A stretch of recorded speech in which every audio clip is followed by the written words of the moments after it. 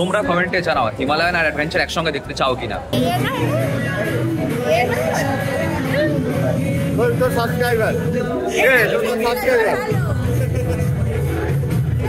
বিয়েবাড়ির জন্য ছেলেদের আর মেয়েদের রেডি হওয়ার মধ্যে একটা ছোট তফাৎ আছে।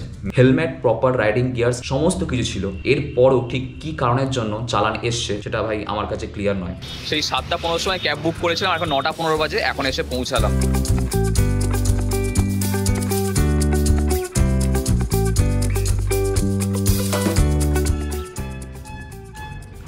ঘরে বসে ভিডিও বানানো ভীষণ চাপের ব্যাপার, তারপরে যদি তোমার বাড়ি এয়ারপোর্টের কাছাকাছি এলাকায় হয়, রাস্তার ধারে হয়, বিভিন্ন রকমের আওয়াজ সারাক্ষণ বেজে চলে, তো কান মাথা ঝালাপাড়া করে দেয়, উইন্ড নয়েজ, ব্যাকগ্রাউন্ড সাউন্ড অনেক কিছু অ্যাড হয়ে যায় ভিডিওতে। এই সমস্ত কিছু নিয়ে ভিডিও বানাতে হচ্ছে। সকালবেলা ঘুম থেকে উঠে ভিডিও বানাতে বসলে এক তো চোখ মুখ ফুলে থাকে, তার উপরে চুল বড় হয়েছে, তো এই সমস্ত কিছু মিলে ভিডিওতে কেমন একটা অদ্ভুত লাগছে, এই তো ওখানে একটা ফাঁকা ফাঁকা লাগছে, তার জন্য। তো hey everyone, welcome back to my channel Study Life with S R. Good morning from Rajarhat New Town. Last কিছু মাস ধরে, মানে পরপর বলতে পারো 3-4 মাস ধরে আমি বিভিন্ন রকম জায়গা এক্সপ্লোর করছি, বিভিন্ন জায়গায় ঘুরতে যাচ্ছি, কখনো দার্জিলিং, তো কখনো পুরী, কখনো বাগদা, এটা সেটা হ্যানা ত্যানা। এই সমস্ত কিছু পিছনে যে আসল জিনিস লাগে সেটা হচ্ছে কি খরচা। ঘুরতে যাওয়ার পারপাসে খরচা করতে আমার খুব একটা কষ্ট হয় না। আর যে কোনো জায়গায় ঘুরতে যাওয়া মানেই তার আগে কিছু খরচা, গিয়ে কিছু খরচা, আর এসে কিছু খরচা। এক তো যাওয়ার আগে কিছু প্রিপারেশনস থাকে, এটা সেটা কেনা, জিনিসপত্র গোছানো, বাইকের টুকটাক কাজ করানো, এই সমস্ত কিছু লেগেই থাকে। যা মানে সেখানে হোটেল পারপাস খরচা, তেল খরচা, আরও আনুষঙ্গিক সমস্ত খরচা থাকে। এরপর গিয়ে যদি কিছু জিনিস পছন্দ হয় কারোকে দেওয়ার জন্য, তো তখনও আরও কিছু খরচা অ্যাড হয়ে যায়। তবে তারপর গিয়ে মনে পড়লো যে আমার লাইফে সেরকম কেউ নেই যার জন্য আমি কিছু কিনবো গিয়ে। তুমসে না হো পায়েগা। সে সমস্ত কথা পরে হবে। এ তো গেল যাওয়ার আগের খরচা, গিয়ে খরচা। এরপর যখন তুমি বাড়ি ফিরে আসো, আর আসার পরে ফোন একটা ছোট্ট করে SMS ঢোকে যে তোমার বাইকে চালান কাটা হয়েছে, তাও আবার 2000 টাকা। তখন যে ধাক্কাটা এখানে লাগে কি বলি, বুরা লাগতা হ্যায় ভাই, আপ লোগ ভি জানতে হো। ভাষা নেই আমার কাছে, নির্বাক হয়ে গেছি আমি, বাক্যহারা, শব্দহারা। আবে জলদি বল, কাল সুবহ পনভেল নিকলনা হ্যায়। তো গত 22 তারিখে আমার ফোনে এরকম একটা ছোট্ট SMS ঢোকে যে আমার বাইকে চালান কাটা হয়েছে। কবে? 15 তারিখে, যখন আমরা কলকাতা থেকে উড়িষ্যা যাচ্ছিলাম নাইট রাইড করে, তখন বেলা 1টা 15 নাগাদ আমার বাইকের একটা চালান কাটা হয়। কোথায়? চাঁদিখোল, উড়িষ্যার চাঁদিখোল, কটকের কাছাকাছি সেরকম একটা জায়গায় আমার বাইকে, আর সৌরভের বাইকেও, মানে একই সঙ্গে আমাদের দুজনের গাড়িতে 2000 টাকা করে, 4000 টাকার টোটাল একটা চালান আসে। আর বুঝতেই পারছো আজকালকার দিনে 2000 টাকা ভাই, 2000 টাকা কামাতে দম বেরিয়ে যায়, সেখানে 2000 টাকার চালান মানে কিছু বলার নেই। এবার এই চালানটা কেন এসেছে, কি জন্য এসেছে সেটা আমরা জানতে পারছি। প্রবলেমটা হচ্ছে কি, তোমাদেরকে একটু ডিটেলসে বলি। আমাদের ওয়েস্ট বেঙ্গলে যখন কোনো অনলাইন চালান কাটা হয়, তখন সেখানে একটা লিঙ্ক থাকে, যে লিঙ্কে ক্লিক করলে আমরা দেখতে পাই যে আমাদের কি জন্য, কি কারণের জন্য চালান কাটা হয়েছে। মানে 2000 টাকা হোক বা 500 টাকা হোক, 200 টাকা হোক, 100 টাকা হোক, যাই হোক না কেন, যে কোনো কারণে চালান যদি আসে, তোমার বাইকের নাম্বারের সঙ্গে একটা SMS আসে ই বাহনের তরফ থেকে, আর সেখানে একটা লিঙ্ক থাকে, যে লিঙ্কে ক্লিক করলে আমরা জানতে পারি যে ইলিগাল পার্কিং করেছিলাম কিনা, উইদাউট হেলমেট বাইক চালিয়েছিলাম কিনা, ওভার স্পিডিং করেছিলাম কিনা, সিগন্যাল ক্রস করেছিলাম কিনা, কি কারণের জন্য আমাদের চালানটা এসেছে, তোমার বাইকের ছবি সমেত সেখানে একটা লিঙ্ক থাকে। কিন্তু আমাদের এই যে লিঙ্কটা এসছে, এই যে চালানের যে আমাদের মেসেজটা এসছে, সেখানে কোনো এরকম লিঙ্ক নেই যেখানে গেলে আমরা দেখতে পাবো যে আমাদের ঠিক কি কারণের জন্য চালানটা কাটা হয়েছে। নাম্বার 1। নাম্বার 2, যখনই এই যে লিঙ্কটা পার্টিকুলার আমরা ওপেন করছি, এখান থেকে সরাসরি অনলাইন পেমেন্টের অপশন চলে আসছে। মানে 2000 টাকা তুমি পেমেন্ট করে দাও, তোমার বাইকের নাম্বারের সঙ্গে এই চালানটা রয়েছে, পেমেন্ট করে দাও, ব্যাস। তো আমি আমার কিছু বন্ধুর সঙ্গে আলোচনা করি এবং তাদের থেকে আমি একটা অ্যাপসের খোঁজ পাই, যেখানে গিয়ে আমি আমার বাইকের নাম্বার আর ইঞ্জিন নাম্বার, চেসি নাম্বার, এই সমস্ত অ্যাড করে যখন আমি রিসার্চ করি, তখন দেখায় সেখানে নো চালান পেন্ডিং অন ইউর ভেহিকল। মানে জাস্ট ভাবো, এক তো ইভান থেকে আমার টেক্সট এসছে চালান কাটা হয়েছে, তারপর সেখানে কোনো লিঙ্ক নেই যেখানে গেলে আমি দেখতে পাবো যে কি জন্য চালান কাটা হয়েছে। নেক্সট হচ্ছে, আমি যখন অ্যাপসের মাধ্যমে আমার বাইকের নাম্বার পুট করে সেখানে খুঁজছি যে কি কারণের জন্য আমার চালান এসছে, সেখানে নো চালান পেন্ডিং দেখাচ্ছে। মানে আমি কনফিউজড যে আমি কি করবো, 2000 টাকা ঠিকঠাক জায়গায় পৌঁছাচ্ছে কিনা। 2000 টাকা নেই, 2000 টাকা কি 200 টাকা সেটা আমার কাছে ব্যাপার না। আমার কাছে ব্যাপারটা হচ্ছে আমি যে টাকাটা দিচ্ছি 2000 টাকা, সেটা কি পারপাসে দিচ্ছি, আমি কি অফেন্স করেছি, আমি কি ওভার স্পিডিং করেছি। দ্বিতীয়ত, আমরা ননস্টপ যাওয়ার চেষ্টা করেছি, আমরা এমন কোনো জায়গায় বাইক পার্ক করে দাঁড়াইনি যেখানে কিনা নো পার্কিং ছিল। এছাড়া ডকুমেন্টসের কথা তো বাদই দিলাম, আমরা এত জায়গায় ঘুরে বেড়াই, উইদাউট ডকুমেন্টস তো ঘুরবো না, সমস্ত ডকুমেন্টস আমাদের কাছে থাকে। হেলমেট, প্রপার রাইডিং গিয়ার্স সমস্ত কিছু ছিল, এরপরও ঠিক কি কারণের জন্য চালান এসছে সেটা ভাই আমার কাছে ক্লিয়ার নয়। তবে আমি ভাবছিলাম যে একবার থানায় যাব, গিয়ে কথা বলবো এটা জানার জন্য যে এটা জেনুইন কিনা, এটা ফেক কিনা। এছাড়া ট্রাইব্যুনালে গিয়েও সলভ করা যেতে পারে। এই নিয়ে আমার একটু মাথা ঘেঁটে ছিল। ব্যাকগ্রাউন্ড নয়েজ, এটা একটু ইগনোর করো। এছাড়াও ফিরে আসার পর থেকে আমার 3-4 দিন ধরে কন্টিনিউ আমি একদিন ছাড়া ছাড়া যে ভিডিও দিচ্ছি, সকাল থেকে বিকেল পর্যন্ত আর যা সমস্ত কাজ থাকে সেগুলো সেরে নিয়ে আমি ভিডিও এডিটিং এই সমস্ত কিছু নিয়েই চলছিল। আমার রাইডিং জ্যাকেট, রাইডিং প্যান্ট এই সমস্তগুলোকে পরিষ্কার পরিচ্ছন্ন করা হয়ে গেছে নেক্সট রাইডের জন্য। তো এই ভিডিও বানানোর চক্করে আমি এতটাই ব্যস্ত হয়ে পড়েছিলাম যে 3-4 দিন ধরে আমার একটা পার্সেল ডেলিভারি হয়ে পড়ে রয়েছে, যেটা আমি এখনো পর্যন্ত আনবক্সিং করার সময় করতে পারি। চলো ফটাফট দেখা যাক এর মধ্যে কি আছে। আমি তো জানি এর মধ্যে কি আছে, তবে চলো ভিডিওতে তোমাদেরকে দেখাই যে কি অর্ডার করেছিলাম আর কি এসছে, কেন এসছে। অ্যামাজন এখন এমনই প্যাকেট করেছে যে কাঁচি ছুরি কিছুই লাগে না, হাতে করে হয়ে যাবে, পুরোটাই কাগজের। এটা একদিকে ভালো, পরিবেশ দূষণ কম হবে। তো এই হচ্ছে বিল, আর এই হচ্ছে যেটা আমি অর্ডার করেছিলাম ড্রিল মেশিন।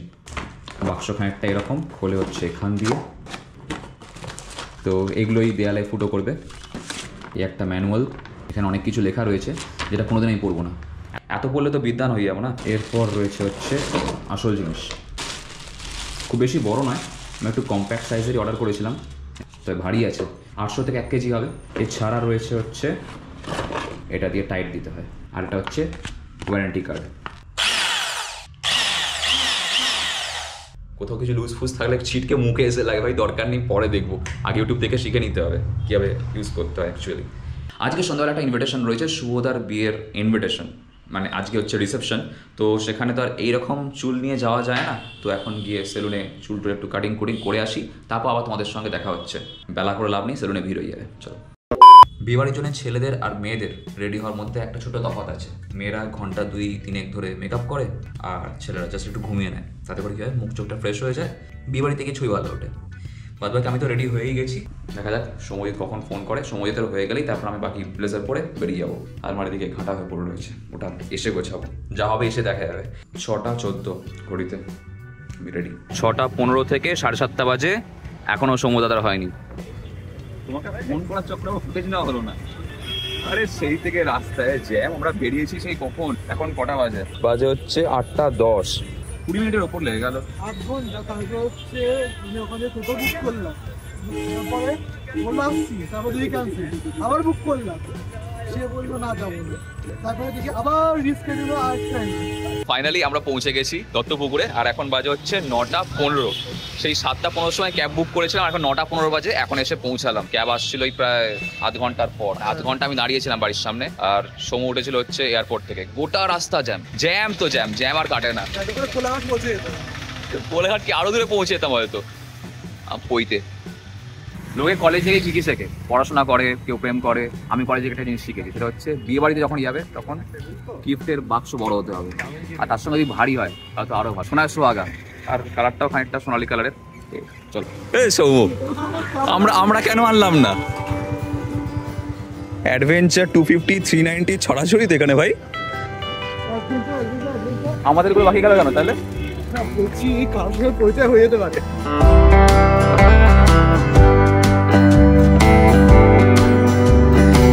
আচ্ছা, বৌদি থেকে মনে পড়লো, না এখন বলবো না, পরে বলবো। Suspense. Back seat fill up হয়ে গেছে। হিমালয়ানে হিমালয়ানে না না, সব জায়গায় হিমালয়ানে হিমালয়ানে কেটিএম এর না না না হিমালয়ানে। এরকম করো, কি করছো? যে আমরা সব কখন বেরিয়েছি জানো? আমরা বেরিয়েছি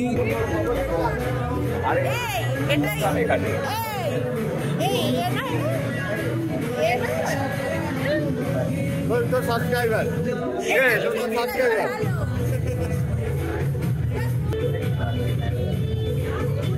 হ্যাঁ চলছে তো। বাংলায় ব্লগ করতে দেখ, আরে বিয়ে ব্লগ করছে, খাবার রিভিউ দিবি কিন্তু।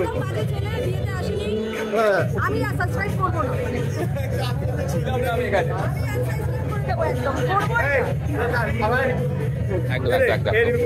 একদম। তো বিয়ে বাড়ি মানে কি? খাওয়া। ছবি তোলার পার্ট হয়ে গেছে, সেকেন্ড রাউন্ডে ছবি তুলবো, তার আগে কিছু খেয়ে নেওয়া যাক। আর এখানে একটু ফাঁকা পেলাম, পরে আগে খাই। 10:30 বাজে, আমাদেরকে বাড়ি ফিরতে হবে। বাড়ি ফেরাটা আমাদের ট্রেনে করে। হ্যাঁ, 1.5 মাস আগে আমি লাস্ট ট্রেনে উঠেছিলাম, পুরী যাওয়ার সময়।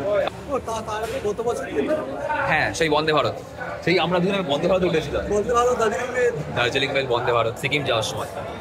তারপর আবার আজকে ট্রেনে উঠ, 1 বছর পর। মার্চে গেছিলাম। কিভাবে দিন যাচ্ছে? হ্যাঁ মার্চে গেছিলাম, কাল বাদ পরশু আবার মার্চ।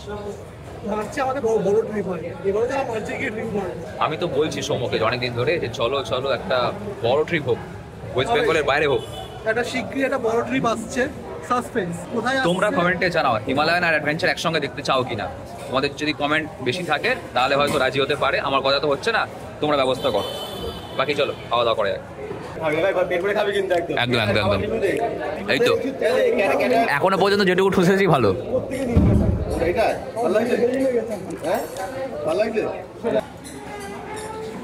ভিডিওটা কল লাগিয়ে দিও। Thank you. 11:30 লাস্ট ট্রিপ, আর এখন 11:15 বাজে। টিকিট তো কাটা রয়েছে, চলো। টোটো দাগ আটা মারা খাওয়ারটা হজম করতে হবে। ট্রেনটা কোন দিক দিয়ে আসবে? এই দিক দিয়ে না এই দিক দিয়ে? শিয়ালদা কোন দিকে? আমার মন বলছে এদিকে হবে। কলেজ যাওয়ার সময় তখন এরকম ভাবে দাঁড়াতাম, মেট্রোগুলো এদিকে তো প্ল্যানেট চলে যেতাম ক্লাস বাঙ্ক মেরে। ঠিক আছে তাহলে এদিকেই হবে। এদিকে ঠিক আছে। 10,000 টাকার বেট। এমনি 2,000 টাকা চালান খেয়ে বসে আছি। কই হ্যাঁ